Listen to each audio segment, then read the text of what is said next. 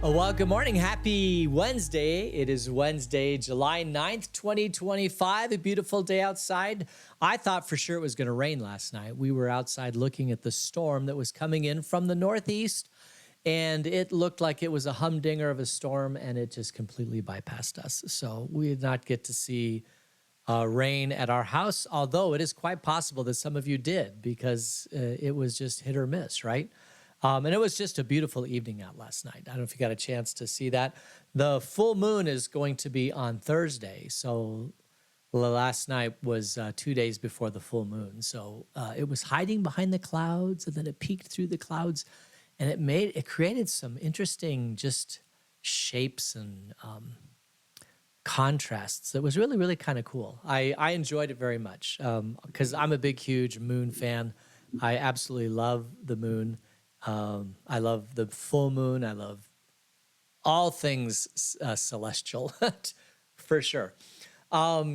Let's see. Also, it is Wednesday. Today is trash day, and when I start the podcast on a Wednesday, I'm always like, did I get the trash out? But today I did get the trash out, so I'm not fearful of that. Although the trash man has been coming later. At one point, he was coming like right at 6:30 or 7 o'clock. And now it's a little bit more like 8 o'clock. So sometimes even 9 o'clock.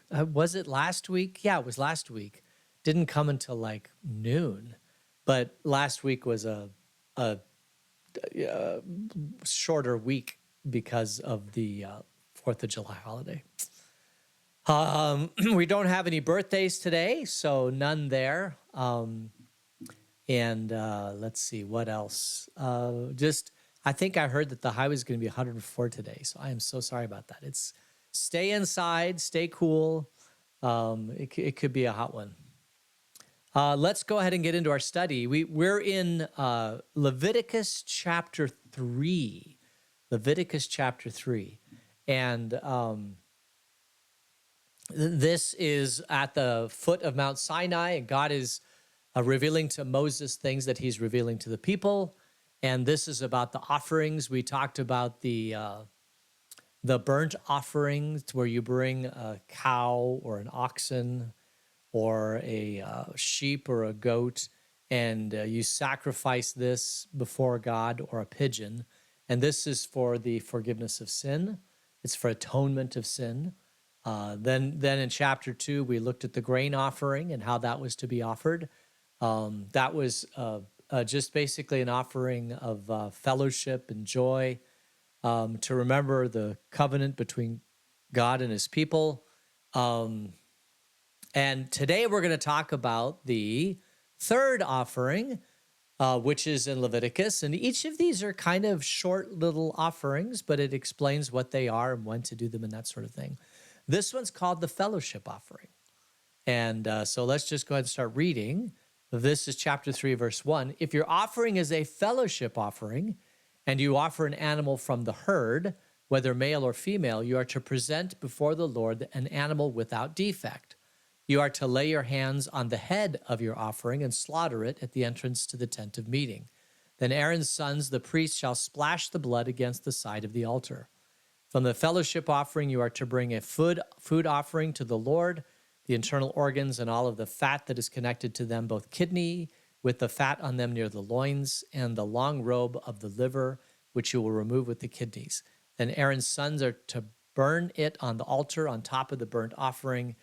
That is lying on the burning wood. It is a food offering, an aroma pleasing to the Lord. So this one is called the fellowship offering. And sometimes you'll see it as the peace offering. Let's see. I think those are the two main names that it is called. The Hebrew word here is shalomim, which is the plural of shalom. And if you know anything about the Hebrew language, shalom is a greeting of peace. It can be a greeting hello of shalom, or it could be a greeting goodbye of shalom. In the Aramaic word, sometimes you hear salam in the Arabic world. That's also peace, or it can be a hello or a goodbye or something like that. But it's a peace. It's shalom. And if you sometimes you'll hear a sermon, somebody talking about Um, it's the peace of shalom is a different. It's an inner peace. It's a peace that we have with God. It's a peace that we have with each other. It's a peace that passes all understanding. Keep your hearts and minds in Christ Jesus. It's a shalom peace. And if it's that kind of offering, it's still with the same animals, but it's a different purpose. This one, you can be. Have we said yet? Yeah, whether male or female. So whereas before the burnt offering had to be a male, this one can be a male or a female. But it still has to be without blemish or defect. And you select one, it's the same thing, you put your hand on it. But this one isn't for the forgiveness of sins. This is just basically for fellowship. I've heard some people talk about how this offering is like a Thanksgiving meal where you all come together and you eat a meal together as just a Thanksgiving. The Thanksgiving meal was for our Thanksgiving meal is for God's bountiful goodness, keeping us through, the harvest and that sort of thing. So it's not, Thanksgiving isn't necessarily a perfect analogy, but it's basically people coming together to eat food. That's how people have described this one.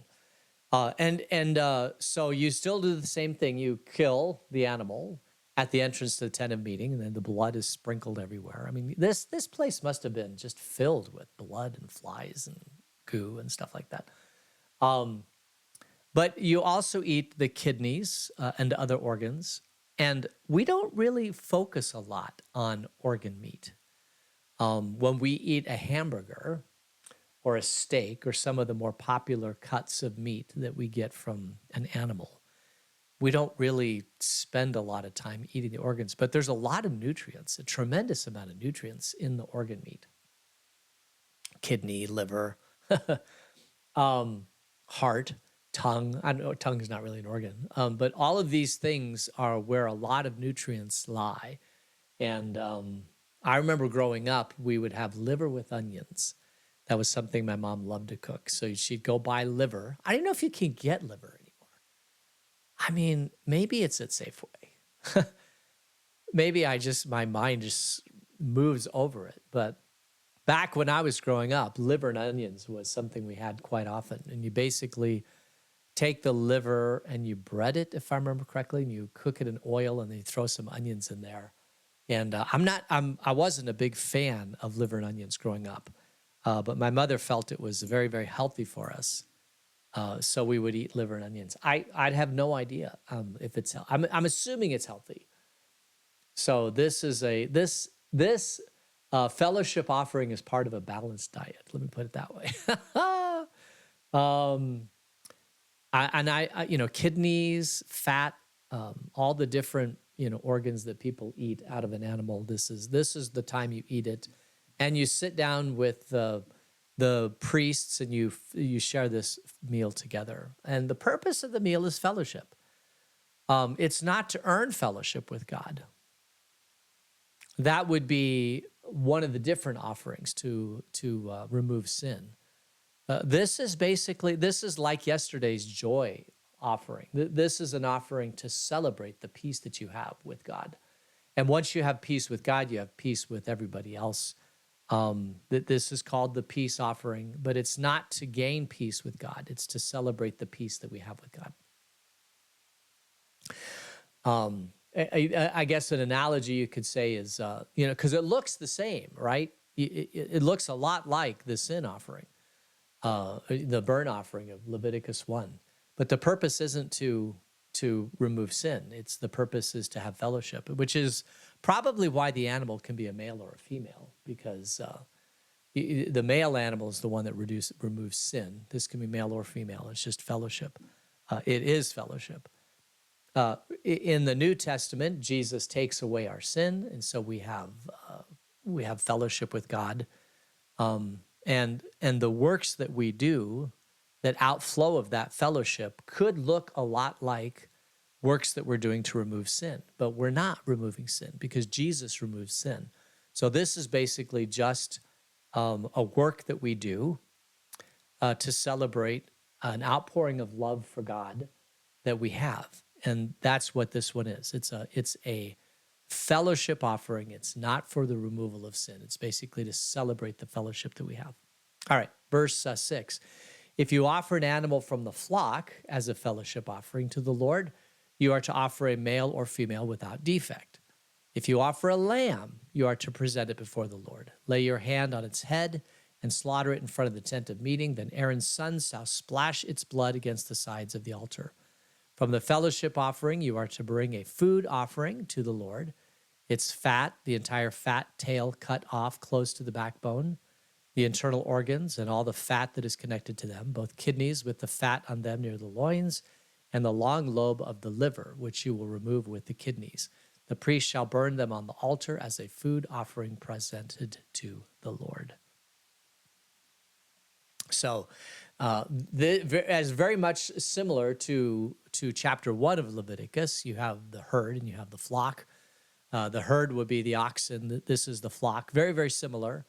The other thing that's interesting on this is that the people who lived off of animals, and basically, if you were going to have meat for dinner, and you had to slaughter an animal, everybody knew the different parts of the animal, like where the liver and the kidney and the heart and where all these things were and how you butchered an animal and all that sort of thing. We don't know that. I mean, I don't know where it is. If you told me, I mean, I kind of know what a kidney looks like. I know what a heart looks like. I know what a liver looks like, and I kind of know where to find the heart. I mean, it's just that I don't have firsthand experience in slaughtering an animal and pulling out the kidney and the heart.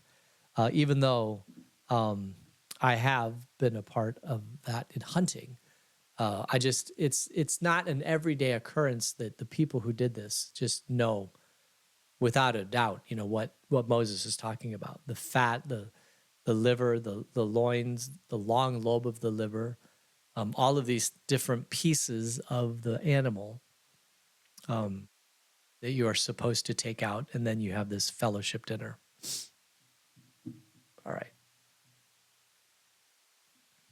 Again, this is if it's from the flock. If it's from the herd, then it's oxen, bigger animals. This is flocks, which sheep or goats type of thing. All right. 12. If your offering is a goat, you are to present it before the Lord. Lay your hands on its head and slaughter it in front of the tent of meeting. Then Aaron's sons shall splash its blood against the sides of the altar.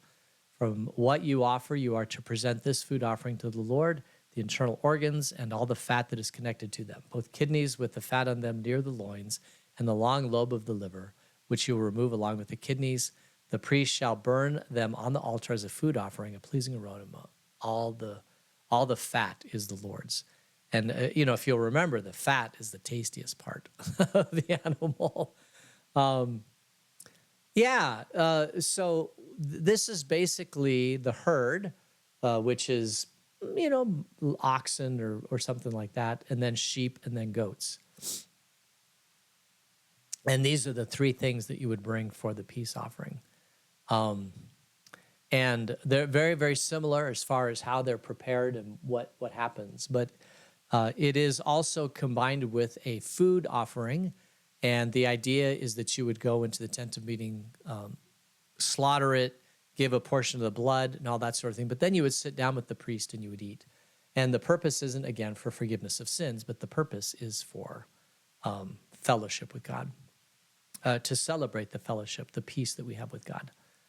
I wonder what that would look like today. I mean, if we were living, if we had that same system today, at what point would you celebrate the fellowship that you have? I suppose if you reconcile a relationship with a person, that might be a time to do that. If you forgive someone and, in Matthew 18, if you have a sin against somebody, go to them and tell them of the sin. And if they say they're sorry and you reconcile, then all is good. So that's the fellowship. And I guess you could follow that along with a fellowship offering. You're in fellowship with people. And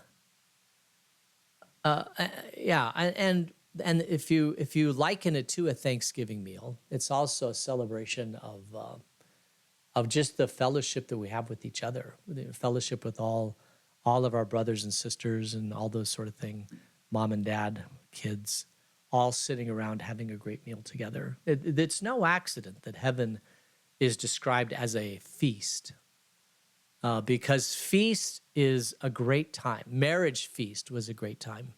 A banquet feast was a great time. People come together, the food is all prepared, and all you have to do is just sit down, pass the food, and eat it, and chat and talk.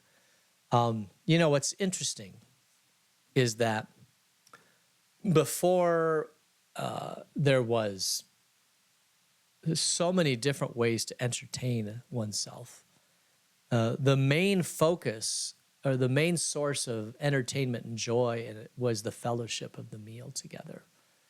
When we were growing up, we always had meal, evening dinner time meal, all the kids sitting around the table and all of us, sharing how our day went and just enjoying that fellowship time together. And, we tried to make it last as long as possible, an hour or so.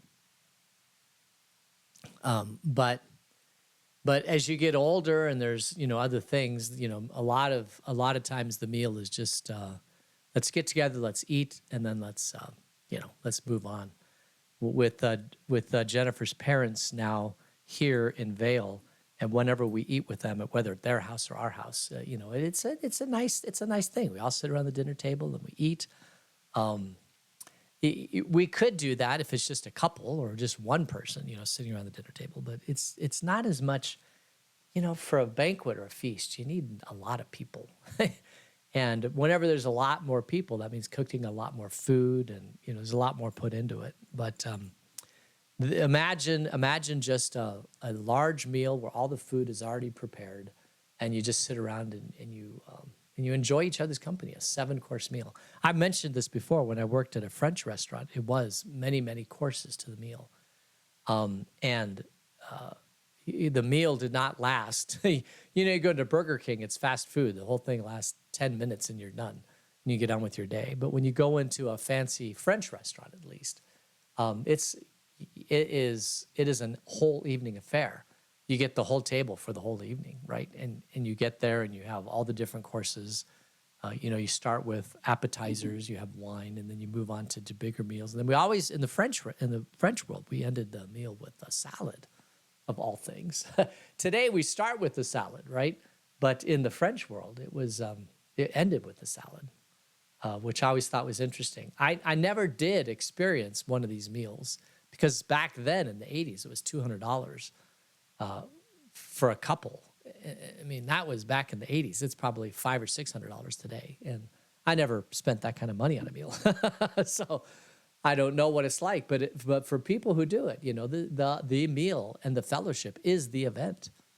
And I think if you're going to do something like that, you can do it as a couple. But I think having 4 or 5 or 6 people all sitting around doing that is just a great way to experience life together. And it's extremely expensive, but it is a way that most of the world has lived most of their life.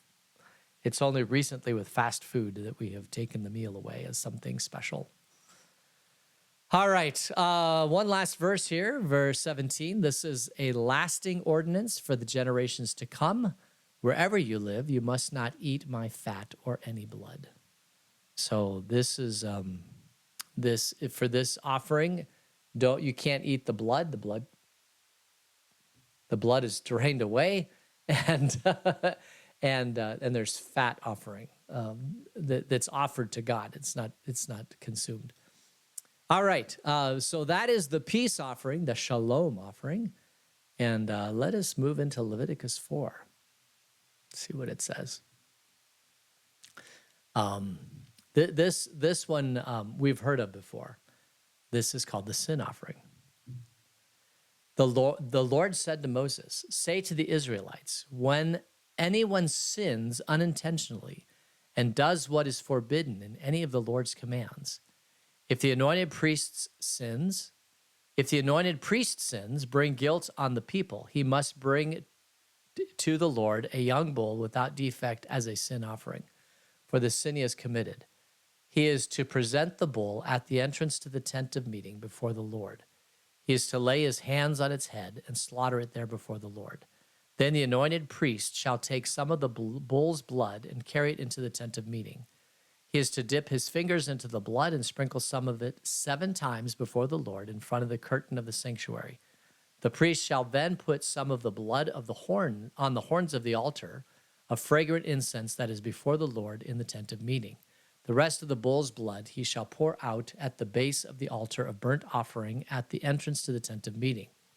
He shall remove the fat from the bull of the sin offering, all the fat that is connected to the internal organs, both kidneys and the fat on them near the loins, on the long lobe of the liver, which he will remove with the kidneys. Just as the fat is removed from the ox sacrificed as a fellowship offering, then the priest shall burn them on the altar of the burnt offering. But the hide of the bull and all of its flesh, as well as the head and the legs, the internal organs and the intestines, that is, all of the rest of the bull, he must take outside the camp to a place ceremonially clean where the ashes are thrown and burn it there in the wood fire on the ash heap. So this is if you have a priest, if the anointed priest sins. So this is if a priest sins, we praise God that there is a way for the priest to become clean before the Lord. Because if the priest is going to stand before God and act on behalf of the people, and he himself is not clean, then that is not good, because the priest is the one who's offering the sacrifice. So the priest himself must remain holy, and then he can offer the sacrifice to the Lord. As a little side of this, in the church, how deep do I get in this? In the New Testament, there is no role of priest. There's elder, there's deacon, and there's bishop. And over time, the deacon has become the priest. And so in the Roman Catholic Church, for example, you have priests, but if you say the priest is not the elder, but the priest is actually a priestly class separate, like Levi, offering the sacrifice, then the priest has to be also clean. And when the priest is performing the ceremonial duties of the priest, like baptism or communion and all those things, he has to be clean himself before he can do all those things. After the Reformation, and it became the priesthood of all believers, then it is not necessary that the priest has to be clean, because nobody is clean. And it's not the priest that's conferring whatever happens in baptism or communion, the forgiveness of sins, the grace of God. It is God's work through the priest, but the priest doesn't have to be holy. And the reason why I bring this up is because none of us pastors are holy. We all sin and fall short of God. And fortunately, we don't have to be perfect in order to perform the sacerdotal duties of the church, because nobody is perfect. But in the Old Testament, if the priest was unclean, he had to be cleansed by burning a bull. And there was a whole ceremony here that's talked about it. So that's the priest. Now, what happens if the community sins? Well, then there's another process. So we'll talk about that process when we get back together. So let's go ahead and close in prayer. Gracious God, thank you for the beauty of this day. And until we meet again, keep us in your grace. In Jesus' name, amen. All right, let's go over here and... where's my cursor? I never find my cursor over here. All right. Thank you so much of you joining me online. I appreciate it. And for those of you joining me later, I appreciate it. I hope you all have a great day, and we'll see you later. Take care. Bye.